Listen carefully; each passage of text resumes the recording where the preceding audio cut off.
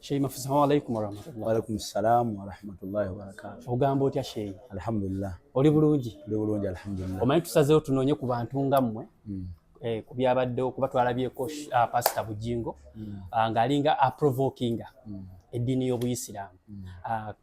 Ka video ako wakalabyeko? Nakalabyeko. Okay. Like endowooza yo ki gwe sobola okuba ng'omu ali mu ddiini eno y'Obuyisiraamu ate ng'oli Sheikh? Mu kusookera ddala njagala twogere mu bwogezi ne mukwano gwaffe, si mu bubi wabula okulaba engeri gye tuyinza okuba nga tutereezaamu, kuba ebintu ebyo bimu bibanga byakusaagamu naye bisobola okuleetera abantu oluusi okuba abantu balina obusungu ku ddiini yaabwe. Kyakulabirako singa nkeera ku makya nenvuma omulokole nenvuma omukatuliki, obukyayi tagenda buteekako nze nga muntu. Abalokole bonna bwe nvuma omulokole omu oluusi mba nkyankalanyiza abalokole bonna gye bali, abakatuliki bonna kyolaba Allah yatugaana n'ovuma Allah yatugaana n'ovuma abo abatamukkiriza.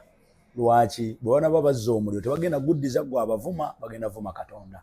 So mukwano gwange nze kyensaba mu mbeera ennungi tubeere nga ebigambo ebirimu okuyingira eddiini y'omuntu omulala tubivaako, kozi si birungi. Abantu abamu balina, ate buli muntu amanyi obusungu bwa muntu we bukoma, ate abantu tamanyi muntu yaani.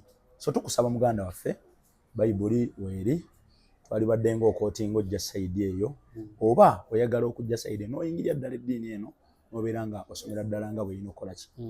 To the extent ne waba musiraamu yakikoze ekyo aba akoze bubi ng'avumirira. Qur'ani ekitiibwa kyayo kyeyina tine bwebe Allah aga nti bw'eba esoma fastami'u la, mugiwulirize mutebenkere olw'obulungi bwa Qur'ani. So muganda waffe, mukwano gwaffe, tukusaba ekitabo kya Allah ekyo kiina ebyamagero byakyo bingi, kiina ate buli akirumbaga naye Allah yeewaayo okikuuma.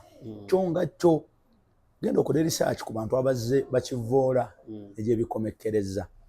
Olutalo luno teruliimu poliisi, olutalo teruliimu abantu ba bulijjo, olutalo oba ogenze n'olumba Katonda yennyini, oba ogenze okola ki. So njagadde twogere mu bwogezi, si mu mbeera ya kumugamba kino, cause ne Katonda ayagala nnyo omuntu. Ne bw'oba obadde muntu wa bulijjo n'omusobya ne weenenya noga nti Allah neenenyezza atta ibu mina dhambi kama la dhambala, weenenya obanga atakikola. So tukusaba mukwano gwaffe, bigambo ng'ebyo ebiyingirira eddiini y'abalala si birungi. Abamu lwakuba nti tumanyi nnyo okuvaayo kwogerewo naye bitukosa mu mitima ng'Abasiraamu, ate n'abalala lwakuba nti tebalina mukisa gusobola kujja naye bali ne boogera. So tukusaba eddiini yogireke, oleme kulumbagana ddiini, oleme kulumbagana ddiini. Omu ku bantu Sekamuzaata yavaayo era ku muntu omu yavaayo n'ayambala nga Omusiraamu, atandika era okuleeta katembatemba mu mbeera y'Obusiraamu. Obusiraamu bwaffe si komedi, Obusiraamu bwaffe tubwagala.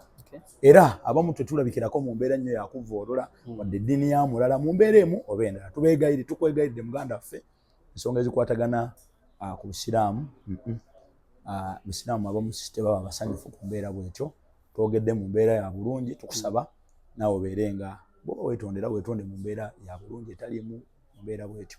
So nsaba era n'okuvumirira abalimu bonna abavaayo ne balumbagana ekyabalala mu mbeera emu ffe ogwaffe gwakubagamba kituufu, ayagala akkiriza atagala akole ki, naye si mu mbeera agamba nti agundi nakola bw'ati. Ffe ekyokubiri n'omuntu yenna ali mu Busiraamu ng'awakanya Nabbi Isa otaba Musiraamu. Tutegeeza ng'awakanya Yesu, ng'awakanya Nabbi Isa titaliiyo otaba Musiraamu. Omuntu yenna nga Musiraamu nga takkiriza nti Yesu nabbi wa Katonda ng'oba amuwakanya otaba Musiraamu. Ffe tumukkiriza era nga nabbi, tetuyinza vaayo ne tumuvoola. Olowooza ebigendererwa bya Bujingo okuvaayo n'aprovokinga eddiini y'Obuyisiraamu tulaba nti si gwe gusoose, gwe bw'otunamu olowooza ebigendererwa bye ki? Kati ye nga ye omuntu buli muntu abakanya ebigendererwa bye, ye nga ye kyokubiri asobola okuba nga yazze nga ye yakyogedde tamanyi nti kikosa, nga tamanyi kyoba kikosa era ng'akyogedde bw'ati. Naye kaakati bw'alaba abantu nga bali yakitinga mu mbeera emu asobola kutegeera nti kino ddala kye nakoze si kyoba olaba tannavaayo gamba nti nedda nakoze bwe nti ayinza okuba yakitegedde mu mbeera era tujja sanyuka nnyo ng'akomyewo abantu abagee bannaaye munsonyiwe ng'Abasiraamu yeetonde. Kugamba ne bwaba tavudde okwetonda kukalubiriza abantu abasinga obungi. N'omuntu bw'ovaayo n'olaga nti bannaaye ng'Abasiraamu sibalinaako ng'omusajja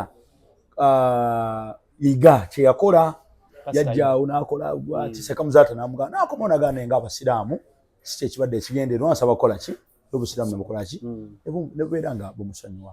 In fact n'abalala kati waliwo n'abantu abamu nga bakomedian naye n'avaayo ng'omulaba akyusakyusa aya za Kuraani azijje. Wallahi ebintu bibi. Katonda ajja bateekako obusungu bwe.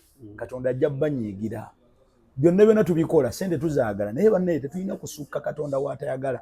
Osegedde kuvaayo aya za Allah n'ozikyusa. Allah bigambo bya Katonda jangu ozanyire mu byange mafo jangu ozanyire mu bya gundi ozanyire mu bya seeka gundi naye bya Katonda tubireke. Ate ekyewuunyisa n'abantu abasiraamu ne basasula nabo nga bagenze kulaba nga bazannya katemba mu Katonda. Oyo n'agira azanyira mu Katonda. Komedi amukolera mu Katonda. Abala bavunulira mu busiraamu. Komedi atali mu busiraamu oli alabanga atali komedi. Bano ebyo bya ddiini tebiriimu kusaaga tebiriimu kuzannya. Tubeegayiridde baganda baffe eddiini esigale nga ddiini insha Allah. Ffe abantu tusigale nga tuli bantu. Ekikolera eddiini ekitubeere nga tukiwa respect. Allah ajja tuwamu obulungi. Kale.